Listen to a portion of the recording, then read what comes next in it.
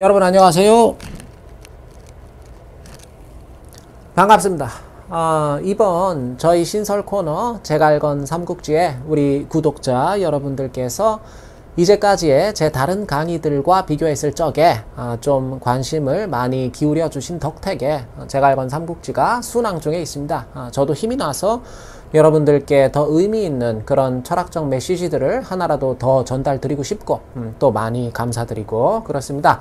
오늘 제가 삼국연의에서 여러분들과 좀 함께 보고 싶은 장면은 그 이숙이라는 인물이 있거든요. 이숙이 여포를 이숙이라는 인물이 여포를 달래는, 설득하는 그런 장면입니다. 이게 뭐 말씀 설자도 되고 뭐 기쁘다 즐겁다 할 때는 기쁠 열자로 읽기도 하고, 그런데 여기서는 뭐 설득하다 유세하다 할 적에 세자로 읽는 것이 좀 더 타당할 것 같고, 그 온명전이란 데서 동탁이가 하는 말이 그거잖아요. 내가 낙양에 들어와서 보니 이 온명원이란 데가 그 수도 낙양의 그 북궁 중에 하나거든요. 그러니까 이 동탁이가 그 전부 끌고 낙양으로 들어와서 우연히 그 소재랑 진류왕이랑 마주치잖아요. 그러니까 동탁이가 하는 말이 그거거든. 내가 직접 만나보니 소재보다 진류왕이 얘가 훨씬 애가 똘똘하고 더 낫더라.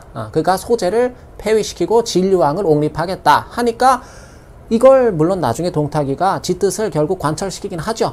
그 소재를 폐위시키게 되는데, 어쨌든 동탁이 그 당시에 온명전에서 그 얘기를 처음 꺼냈을 때는 지금 네가 뭐하는 놈인데 감히 황제의 존폐를 논하느냐고 그렇게 펄쩍 뛰면서 제일 앞장서서 동탁을 나무랐던 게 그 온명전에서 그게 정건양, 이 정원이라는 인물하고 그 다음에 당시에 북중랑장이었던 노식이라는 그러니까 이 노식이라는 사람은 어떤 유비랑 고향이 같아요. 동양이에요. 탁현이라고. 그 고향이 같은 고향 사람이기 때문에 유비가 그 밑에서 뭐 한동안 배웠다. 노식 밑에서 유비의 스승이라고 그렇게 많이 연의에서는 이제 묘사가 되고 있는데, 동탁이가 내가 무슨 말을 하면 이것들이 찍소리 하지 않고 자기 새를 믿는 거거든. 동탁이가 만장일치로 가결이 될 줄 알았는데, 반대표가 지금 둘이나 나오니까 동탁이 막 성질이 나니까 씩씩거리면서 그 온명원 문 앞에 서서 바람을 쐬잖아요. 그때 등장하는 게 누구죠? 봉선 여포죠. 그게 여포잖아. 여포가 막 말 위에 앉아서 눈을 그냥 부리부리한 눈을 치켜뜨고 왔다리 갔다리 거기서 하고 있으니까 동탁이 그냥 그 모습을 보고 깜짝 놀라서 쟤는 뭐지? 겁을 그냥 지도 모르게 잔뜩 집어먹고는 피한단 말이야. 며칠 있다가 이 정건양이가 여포를 막 대동해서 앞세워서 동탁을 찾아오니까, 동탁이 이 새끼 내가 가만히 안 놔두겠다고 튕기쳐 나갔다가 오히려 여포한테 아주 혼이 나잖아요. 동탁 군대가. 그러고 나서 동탁이 자기 부하들을 모아놓고 하는 말이 그거란 말이야. 내가 보건대 저 여포란 놈은 저거 보통 인간이 아니다. 저 사람이 아니다. 저놈 내가 볼 때. 내가 만일 저 여포를 얻을 수만 있다면 어찌 천하를 근심하겠는가. 내가 여포만 내 수하로 드릴 수 있다면 내가 천하를 얻지 못할까 근심할 까닭이 어디 있겠는가. 그러니까 그때 이숙이라는 인물이 나와서 그런 말을 하는 거잖아요. 제가 여포랑 고향 사람이라서 여포를 좀 잘 아는데, 여포는 용이 무모하다 그러거든. 사람이 용맹하기는 하지만 무모하다 그런 이야기입니다. 그리고 결리망이다. 비록 용맹하지만, 여포란 인간이 용맹하지만 무모하고 사람이 이렇게 스마트하고 신중하지 못하다 그런 얘기죠. 이 결리망이, 제가 오늘 이 말씀을 좀 드리고 싶어서 그래요. 이익을 보면 이 의를 잊어버린다는 게, 그죠? 여포가 곧 어떤 이익 앞에서는 의리를 까맣게 잊어버린 놈입니다. 여포란 놈이 하면서 이 이숙이가 동탁한테 얘기를 해서 적토마랑 그 적토마를 이렇게 좀 달라고 하기까지 설득을 하죠. 이게 동탁이도 이게 아까우니까 안 내놓으려고 그러거든. 아무튼 그 적토마랑 뭐 황금, 구슬, 비단 뭐 이런 걸 바리바리 싸들고 몰래 이제 그 정원의 막사로 이 진영으로 여포를 찾아가는 거 아닙니까, 이숙이. 그래, 이숙이 가서 이제 여포를 살살 꼬시기 시작하는 거잖아요. 너는 뭐 하늘을 떠받치고 바다를 몰아가는 막 그런 재주를 가진 놈이고, 그렇기 때문에 여포 너 같은 놈이 마음만 먹으면 부귀 공명을 얻는 것은 탐낭취물이다. 이런 이야기를 한단 말이야. 어떤 주머니 속을 뒤져서 이 어떤 물건을 취하는 것처럼 그것만큼이나 식은 죽 먹기다. 여포 네가 마음만 먹으면 부귀 공명을 얻는 것은 네 주머니에 손을 집어넣어서 주머니 속에 물건을 끄집어내는 것만큼이나 아주 쉬운 일이다. 그러니까 여포가 이 부귀공명이라는 딱 그 한마디에 이 말에 결정적으로 이제 눈이 돌아가는 거거든, 여포가. 그러니까 이숙이 여포한테 하는 말이 묻지도 따질 것도 없이 무조건 동탁이다. 지금 이 난세에서 내가 보건대 가장 위대한 영웅은 그래도 동탁이 아닌가 싶다. 동탁 밑으로 들어가기만 하면 너는 부귀공명을 다 얻고도 오히려 남음이 있을 것이다. 하니까 여포가 이제 그 이숙의 말을 가만히 듣고 있다가 그러잖아요. 지 나름대로 이제 생각을 하고 있다가 그런 말 한단 말이에요, 여포가. 그럼 내가 지금 정거장이를 죽여버리고 정원 밑에 있는 군사들을 전부 끌고 동탁한테 어떤 이런 표현을 한다고? 동탁한테 귀순하면 어떻겠습니까? 그런 말 한단 말이야. 그러니까 이숙이 바로 그걸 이제사 말이 좀 통하는구만 하면서 속결하는 게 좋네 그런단 말이에요. 속결하라. 되도록 최대한 빨리 끝내는 게 좋네. 그런 얘기를 한단 말이야. 그렇게 이숙이 돌아가고 난 바로 그날 밤에 여포가 바로 이숙 돌아가고 얼마 안 돼서 그날 밤에 칼을 차고는 이제 정원이 생활하는 그 막사로 찾아가잖아요. 그러니까 정건영은 아무것도 모르고 그때 뭐 책인가 뭔가를 보고 있단 말이야. 그러고 앉았다가 여포가 막 칼을 차고 들어오니까 정원이 뭐라 그러냐면 오 아래 그러거든. 이 아짜 이게 아주 뭐라 그럴까 좀 이렇게 아이는 아이인데 아주 내가 어떤 귀엽고 사랑하고 그런 어떤 아이에게 쓰는 그런 표현이란 말이에요. 이 아짜가 오 아래 정원이 오 내 아들 내 새끼 왔구나 이 밤에 어쩐 일이냐 혹시 무슨 사고라도 났니? 여포한테 그걸 묻는단 말이야. 그러니까 여포가 뭐라 그래요? 오 당당 장부 그러거든. 나도 임마 내가 당당한 장부건을 어찌 내가 좋아서 네 자식이 됐겠느냐 하면서 그 자리에서 이놈이 칼을 뽑아서는 정건양의 목을 그 자리에서 베버린단 말이야. 그 다음에 남은 군사들을 뭐 이제 불러놓고 얘기를 하잖아요. 지금 내가 이렇게 정원을 죽여버렸으니까 남아있을 놈은 남아있고 나머지는 뭐 해산하려면 해산해라. 그러니까 그 군사 중에서 태반이 흩어졌다 그러는 거 아닙니까? 그리고 남은 군사들을 끌고는 이 여포가 동탁을 찾아가는 거야. 그 다음날 정원을 죽인 바로 그 다음날 원래 지가 아버지 하던 그 정원에 그 수급을 배 들고 찾아가는 거야. 그리고 이 여포란 놈이 바로 그 다음날 어떻게 돼? 동탁의 양아들로 들어가는 겁니다. 그러니까 이놈 여포라는 사람은 아무튼 뭐 취미야 그게. 뭐 양아버지를 만들고 양아들 되고 하는 게. 그러니까 좋을 때는 한없이 좋다가도 또 늘 시작은 좋다가도 뭔가 아무튼 딱 하나 그런 어떤 결정적인 뭔가가 계기가 생기면 그 자리에서 안면을 딱 몰수하는 것이 이 삼국연의에서 이 여포라는 캐릭터의 어떤 특징이라고 봐야죠. 근데 사람이 그잖아요. 이렇게 관계를 맺는다는 거, 사람이 이렇게 관계를 맺어 나가면서 특히 더불어 함께 우리가 살아간다는 게 그게 결코 늘 좋을 수는 없는 거잖아요. 우리가 남들하고 같이 더불어 산다는 게 쟤랑 나랑은 예컨대 만나기만 하면 늘 좋다, 항상 좋기만 하다, 혹은 늘 나쁘기만 하다 하면은 사실 그런 관계도 좀 진중하게 한 번쯤은 들여다볼 건덕지가 있는 그런 관계가 아니겠는가 싶은 생각도 들고, 뭐 제가 관상 전문가도 아니고 개인적으로 관상을 절대적으로 믿는 편도 아닙니다만 이 관상이라는 말에도 사실은 어폐가 우리가 관념적으로 오해하기 쉬운 부분이 좀 있기는 하지요. 관상이라는 것은 예컨대 사람의 어떤 뭐 생김새, 뭐 이마가 튀어나왔다느니 뭐 코끝이 죽었다느니 뭐 무슨 귀가 어떻다느니 하는 이런 어떤 뭐라 그럴까 appearance, 그죠? 어떤 외양만이 관상의 영역으로 들어가는 건 좀 아니지 싶고, 어떤 impression, 그 사람의 전체적인 전반적인 인상, 그죠? 내가 누군가를 마주하게 됐을 때 내 마음에 드는 느낌, 사실은 그게 관상이지. 단순히 생김새만 가지고 관상을 논하기에는 무리가 좀 있다 싶은 생각이 사실 좀 많이 듭니다. 아무튼 사기나 이런 데 보면 그 월세가라 그러잖아요. 월왕 구천세가 풀네임 그렇게 되어 있는데, 그런 데도 보면 그 범려라는 사람이 구천이 오나라에 전부 그 복수를 마치고 나니까 그 뭐 오나라 월나라 이 양자 간에 그 엄청난 그게 있잖아. 뭐 그 부차 합려 부차부터 시작해서 그 구천 간에 그 부자 세습되는 어떤 그 굉장한 갈등이 있었잖아요. 그 뭐 와신 상담이란 말도 거기서 나오는 거잖아요. 그 시간상 제가 다 자세하게 말씀드리긴 어렵지만은 아무튼 그 범려가 구천이를 도와서 복수를 마친 다음에 조용히 구천을 떠나면서 그런 말 한단 말이야.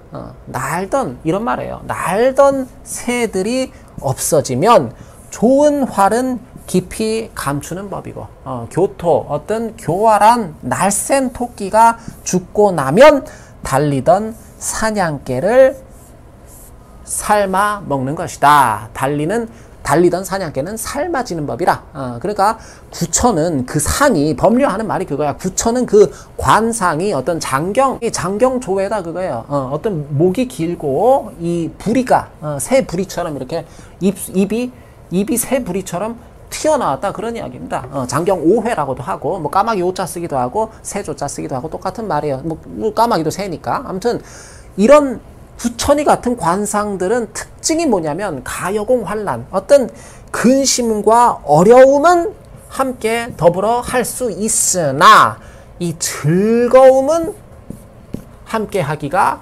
불가능하다 그런 이야기입니다.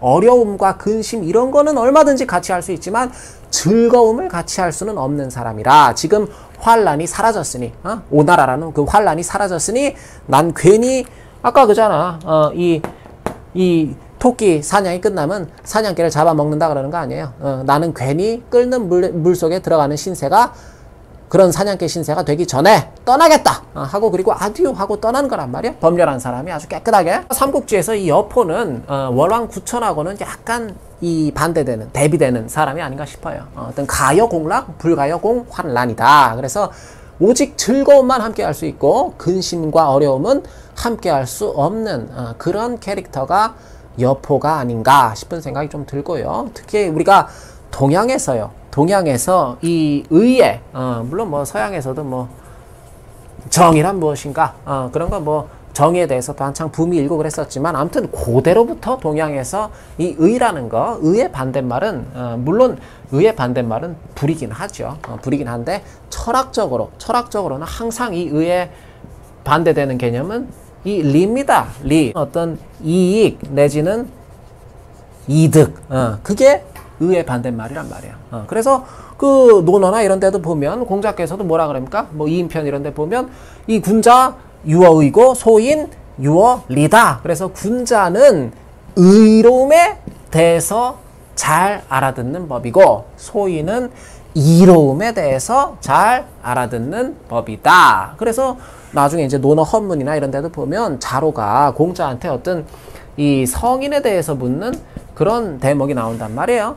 사람이 된다는 것은 무엇입니까? 성인이란 무엇입니까? 내가 이제 민중 나오고 뭐 대학 들어가고 어디 취직하고 그래서 장가 가고 하면은 저절로 그냥 성인이 만 19세 이상만 되면 저절로 성인이 되는 것입니까? 아니면 뭔가 다른 것이 필요합니까? 하니까 공자가 그잖아요. 이 성인이라는 게 진짜 말 그대로 사람이 됐다는 게 그냥 어떤 흘러가는 세월에 내 몸을 맡기기만 했을 때 그냥 자연스럽게 그냥 아무런 노력 없이 성인이 되는 것이냐? 그건 아니란 거지. 어떤 정말 사람으로 태어나서 사람답게 살아갈 수 있고 사람으로 태어나서 사람답게 기능할 수 있게 됐을 때 우리가 그런 사람을 성인이라고 얘기를 하는 거잖아요. 이 성인하고는 다른 것이고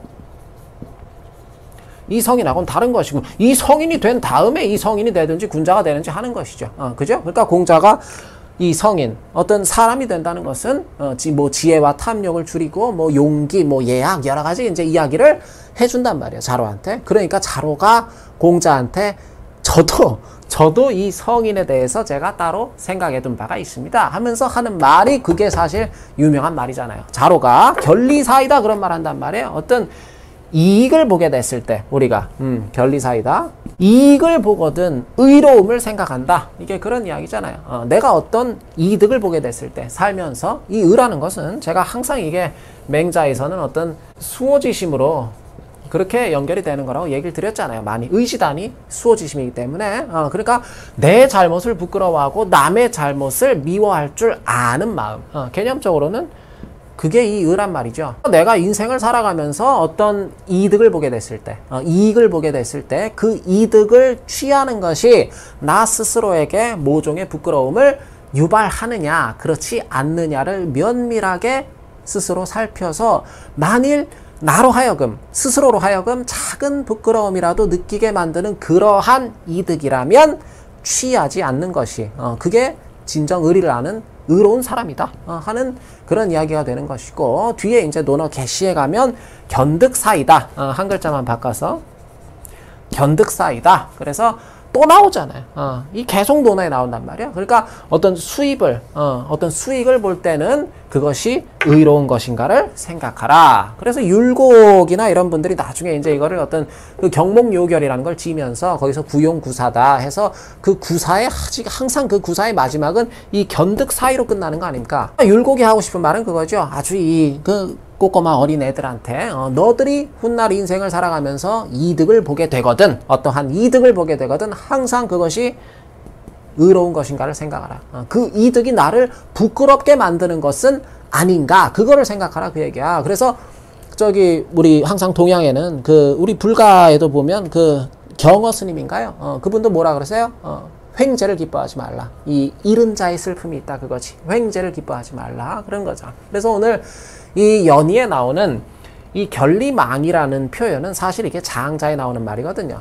장자가 지금 또 시간이 자꾸 길어지는데 금방 장자가 그 조릉이라는 숲으로 사냥을 나갔다가 큰 어떤 이 까치 한 마리를 보고 아주 막 이상하게 생긴 까치를 보고 그걸 막 쫓아간단 말이야, 장자가. 그래서 막 쫓아가 보니까 이 까치가 나뭇가지 위에 앉아있단 말이에요. 그래서 장자가 그냥 그 근처에 가서 살그머니 다가가서 바지를 걷고 이 까치를 활로 딱 겨누잖아요. 근데 장자가 막 바스락바스락 거리고 뭐 화살통에서 화살 꺼내고 뭐 그냥 해도 이 까치가 뭐에 그냥 완전히 정신이 팔려서 지한테 사람이 활을 겨누고 있는데도 알아채질 못하고 그냥 도망가질 않잖아, 이 까치가. 장자가 그 참 희한한 놈이다, 뭐 죽고 싶어 환장한 놈도 아니고 왜 저러나 싶어서 가만히 보니까 이 까치가 이렇게 나무가 있으면 이게 나무예요, 나무가 있으면 그 나무 기둥에 앉았는 이 매미를 이렇게 이 까치가 여기서 탁 앉아서 이 사람처럼 됐네. 이 까치가 앉아서 이 매미를 가만히 노려보고 있거든. 그러니까 이제 장자가 여기 서서 이 까치한테 활을 딱 겨누고는 저놈이 지금 이 매미 잡아먹을 생각에 정신이 팔려서 내가 지한테 활 시위를 겨누고 있는 것도 활 시위를 당겼는데도 그걸 모르는구나 싶어서 이제 이 장자가 이게 재밌거든. 그래서 조금 더 가까이 가보니까 여기 이렇게 큰 나뭇잎이 있는데 요 아래서 사마귀 한 마리가 앞발을 그냥 치켜들고는 이 매미를 내려치기 딱 일보 직전이더라, 그거야. 그리고 그 까치는 얘는 가만히 더 자세히 관찰을 해보니까 이놈은 매미가 아니라 이 사마귀를 노려보고 있더라, 그거예요, 까치가. 그러니까 장자는 까치를 겨누고 까치는 사마귀를 노리고 사마귀는 매미를 향해서 앞발을 쳐들고 있는 약간 그런 형국이 되는 거야, 이게. 이 모습을 가만히 지켜보고 있던 장자가 그냥 활이고 화살이고 막 신발이고 다 내팽겨치고 그냥 꽁지가 빠져라 도망가는 거잖아. 그러니까 아니나 다를까 이 숲을 조릉이라는 그 능을 관리하는 능지기가 장자를 막 쫓아와서 물어보잖아요. 당신 지금 왜 도망가는 거냐. 그러니까 장자가 이 까치를 겨누고 있던 그 시점에 이 능지기는 뭐야? 여기 막 이렇게 풀 수도 있고 막 어디 있으면 능지기는 또 여기서 어디선가 장자를 보고 있었다, 그 말이에요. 장자의 동태를 유심히 살피고 있는 사람이 있었다는 거지. 그러니까 장자가 이 일이 있고 나서 막 그냥 며칠을 시름시름 앓고 그런단 말이야. 그 장자 제자 중에 이제 인저라고 있어요. 그 인저가 가서 장자한테 물어보잖아요. 그 조릉에 다녀오신 이후로 이렇게 컨디션이 영 안 좋아 보이십니다. 그러니까 장자가 그때 자기 제자한테 그런 말을 한단 말이야. 견득이 만기심이다. 매미가 이 훌륭한 그늘에 앉아있는 통에 자기 자신의 몸마저 잃어버렸다. 그러니까 어쨌든 매미고 뭐 사람이고 어쨌든 이득을 볼 생각에 그 몸을 잊게 되는 것이고. 그러니까 매미는 어떻게 돼? 이 훌륭한 그늘에 계속 그늘의 득을 보고 싶은 생각에 자기 몸을, 자기 처지를 잃어버리고, 이 사마귀는 곧 매미를 잡아먹을 생각에 자기 자기 꼴을 잊어버리고, 네 꼴을 알아라, 우리가 그런 말 하잖아요. 꼴을 잃어버리는 거야. 어떤 이득 때문에 당장 눈앞에. 그리고 장자, 나는 이 까치를 잡을 생각에 만기진이다, 그런 말을 한단 말이에요. 이 진이 오늘 얘기하는 이 의랑 같은 의미로 봐도 되는 거야, 오늘은 이 대목에서는. 그러니까 그렇잖아요. 장자가 어떤 그 능에, 조릉이라는 그 숲에 허가를 받지 않고 내가 함부로 거기 들어가서 사냥을 해서는 안 된다는 사실마저 이 까치를 잡을 생각에 까맣게 잊어버리는 통에 하마터면 능지기한테 잡혀서 도적으로 몰리고 옥살이를 하거나 그런 어떤 곤란을 겪을 뻔했구나. 그러면서 장자가 하는 말이 그거란 말이야. 어떤 관어탁수, 흐린 물을 보느라 이 청년, 맑은 연못을 잃어버린 셈이다. 이득, 어떤 흐린 물이라는 그 이득이라는 그거에 눈이 멀어서 맑은 연못을 내가 하마터면 잃어버릴 뻔하였다. 아무튼 그 중국사에서 중국사를 통틀어서 우리가 제일 싸움을 잘했던 장수가 누구냐 하면은 많은 분들이 이제 여포를 꼽는단 말이에요. 물론 이제 초안지에 그 역발상 기계세 항우도 있고 그렇지만 어쨌든 초안지에 항우가 있다면 삼국지에는 봉선 여포가 있는 거 아닙니까? 근데 우리가 여포를 일러서 싸움에 능한 장수라고는 하지만 전쟁에 능한 장수라고 뭐 그런 말은 하지 않는단 말이에요. 막말로 이 여포란 인간이 다이다이 뜨는 데만 최강인 놈이다. 그런 이야기입니다. 근데 제가 언젠가도 이 전투와 전쟁의 차이에 대해서 말씀드린 적도 있지만 전쟁이라는 것은 그 싸움 실력만 갖고 하는 건 아니잖아요. 전쟁이라는 게.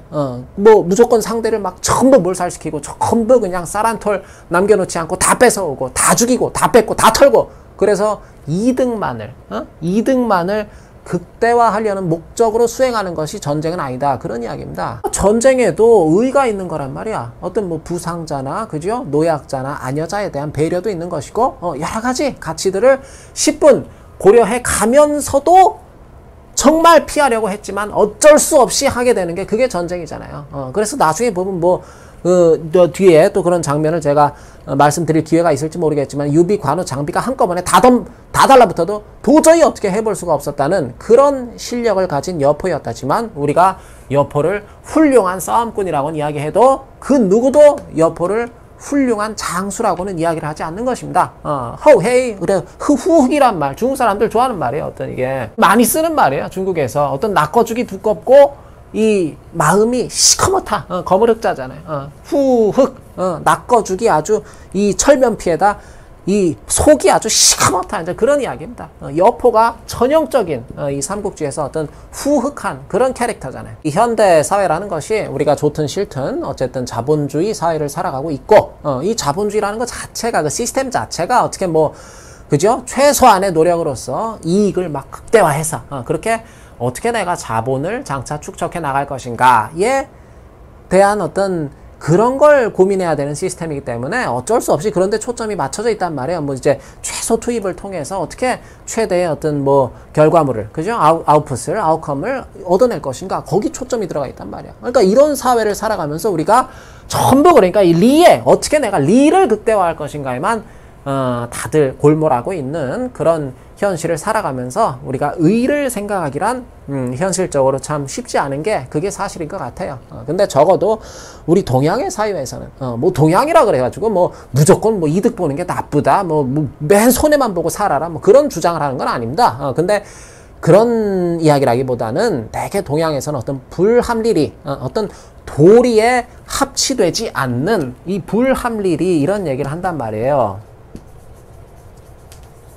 불합리리다. 이치에 부합하지 않는 그러한 이득을 동양에서는 그걸 경계하는 거란 말이야. 그래서 일단 제 자신과 저희 제갈건 채널의 여러 구독자분들께서 어떤 불합리리, 이치에 합당하지 못한 그런 이득, 제가 아까 말씀드린 내 마음에 크든 작든 어떤 모종의 부끄러움을 야기하는, 내 마음에 부끄러움을 가져오는 그런 불합리리에 대해서는 그잖아요. 세상에 여포 같은 실력을 갖고 싶은 분들은 많이 계실 수도 있지만 여포 같은 평판을 얻고 싶은 사람은 많지 않을 거란 말이에요. 그러니까 요새 말로 우리가 개이득이다 그런 얘기도 많이 하는데 개이득도 물론 나쁘진 않지만 그보다 우리가 어떤 결리 사이 이득을 보면 항상 이것이 의로운 것인가. 의로움은 뭐라 그랬어? 어떤 이익을 봤을 때 그것이 내가 그것을 취했을 때 내 마음에 어떤 부끄러움이 생길 것이냐 아니냐에 대한 문제, 견득 사이 이득 앞에서 의리를 돌아볼 줄을 알고 또 결리망이 이득 앞에서 오늘 제목이 이거잖아요. 이득 앞에서 이득을 봤을 때 의리를 잊지 않을 수 있는 그런 제 자신과 저희 제갈건 채널의 구독자분들이 되실 수 있었으면 참 좋겠다 싶은 생각을 끝으로 네, 오늘도 제 강의를 들어주신 여러분 진심으로 감사드립니다.